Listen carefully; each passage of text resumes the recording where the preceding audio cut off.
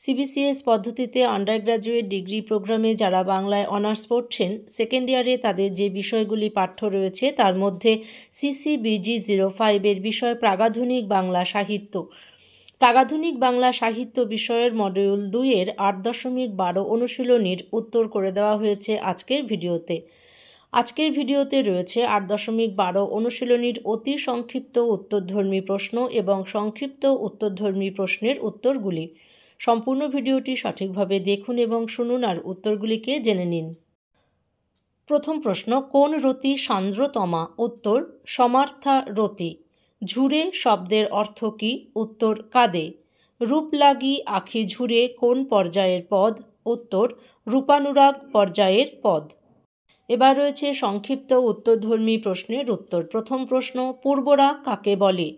রতির যা সঙ্গমাত পূর্বং দর্শন শ্রবণাদি যা, তয়োর উন্মিলতি প্রাজ্ঞৈ পূর্বরাগ স উচ্যতে। অর্থাৎ মিলনের পূর্বে দর্শন ও শ্রবণের দ্বারা নায়ক নায়িকার মনে যে রতি উন্মিলিত হয় তাকে পূর্বরাগ বলে।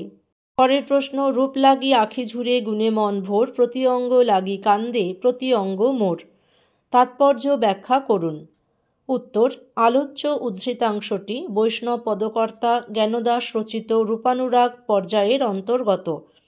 কৃষ্ণকে দেখে এবং তার গুণের কথা শুনে রাধার হৃদয়ে পূর্বরাগের সঞ্চার হয়েছে।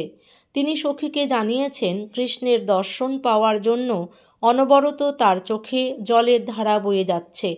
কৃষ্ণের গুণে রাধার মন বিভোর।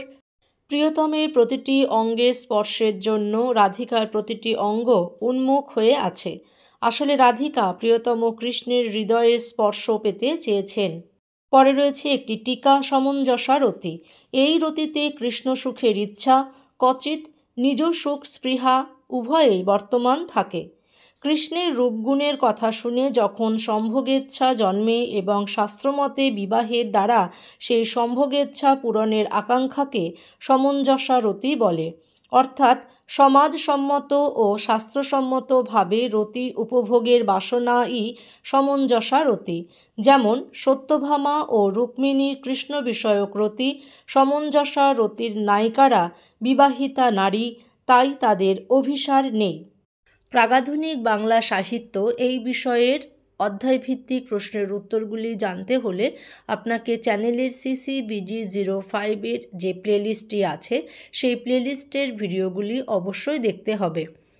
পরের প্রশ্ন, অনুরাগ কয় প্রকার ও কি কি? উত্তর, অনুরাগ 4 প্রকার, যথা উল্লাস, আক্ষেপ, রূপ, অভিসার। আশা করি সম্পূর্ণ ভিডিওটি আপনি মন দিয়ে দেখেছেন এবং প্রশ্নের উত্তরগুলিকে জেনে নিয়েছেন। প্রশ্নের উত্তরগুলিকে পরীক্ষার জন্য অবশ্যই তৈরি করে রাখুন।